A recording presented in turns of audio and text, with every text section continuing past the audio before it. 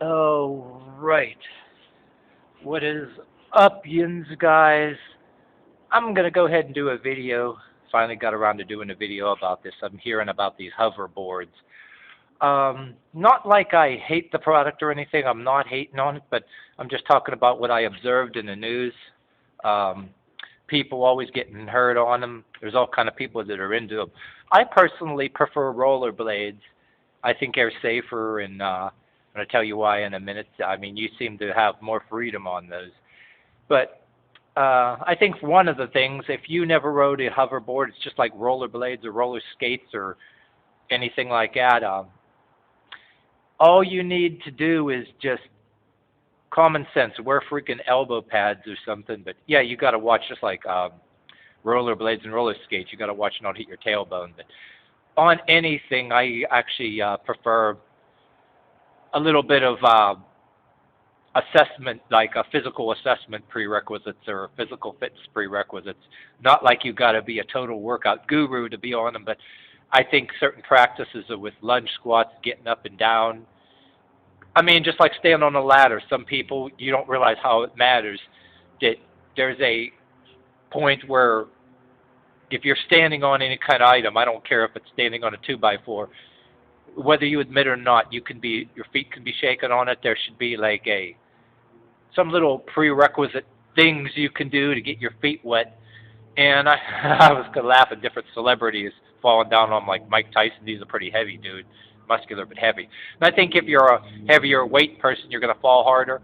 Practice like certain kind of things that don't always commit to standing on things. Maybe practice balance, standing on something. There's got to be some kind of balance exercise prerequisites instead of just getting right on a thing like that. Common sense, just like rollerblades. And I believed in. I ought to show you sometime. Rollerblades, all kind of lunge squats you can do right on rollerblades, um, or anything, ice skates for that matter. There's always something special that you can do that if you're below average and everybody else is ahead of you, able to use this item, do some exercises, don't tell anybody, and then if somebody else has some trouble, you can recommend this. Hey, this works for me, then do it.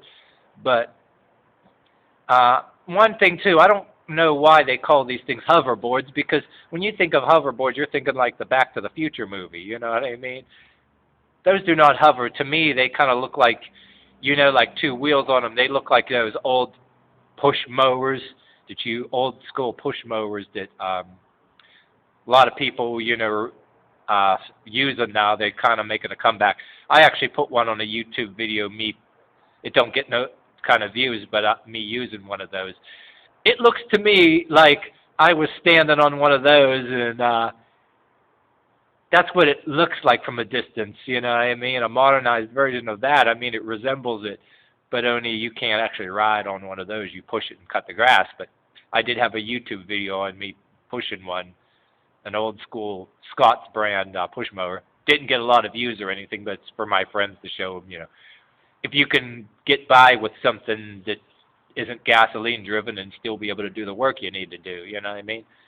I believe and there's a lot of ways. I mean, it don't solve everything. That hey, rather you ride an old-fashioned bicycle, you don't need gas-driven things all the time. And I kind of made a name for myself on a dare one time. I worked at this glass factory, and on the stupid, silly talk, I mean, on a dare, I actually, from a particular distance too, I think roughly 5 miles, I actually took a big bright spotlight he put on my head and everything else, and I rollerbladed to work.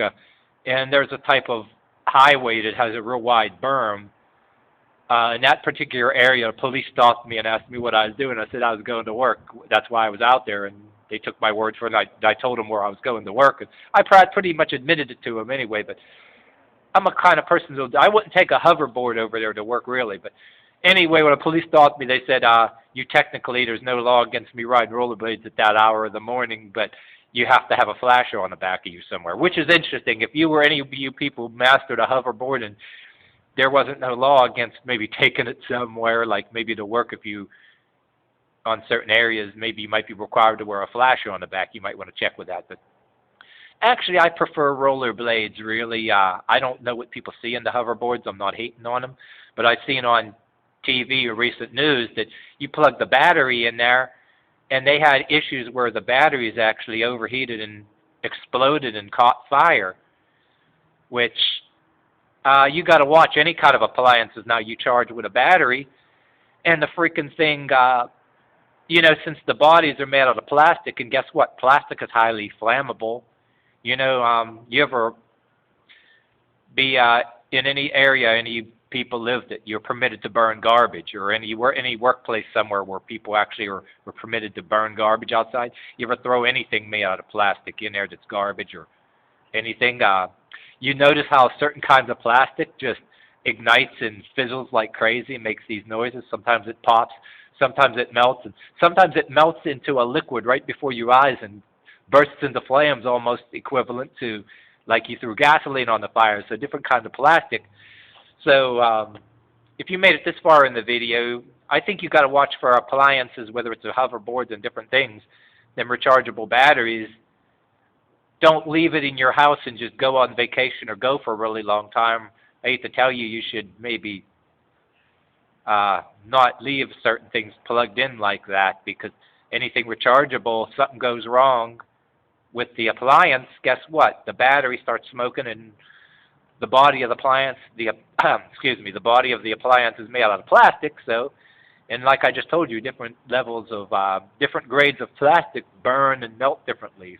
Some of them, start crisping and popping, and some of them liquefy and go up like whoof, like you threw gasoline. So you got to be careful. And just basically use common sense.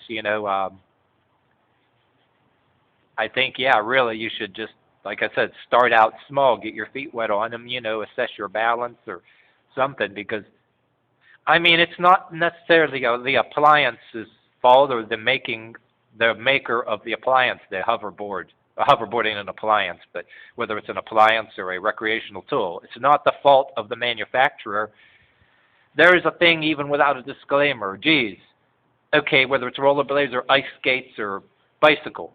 Hey, any way to prerequisite exercise or practices that wear safety gear along with prerequisite balance exercises or anything you have to keep from hurting yourself. Don't just commit to going on it, and then if you're not experienced in it, don't go around in traffic or ride the item anywhere where you can go in front of a car and get yourself killed. You know what I mean? So there you go. Yeah.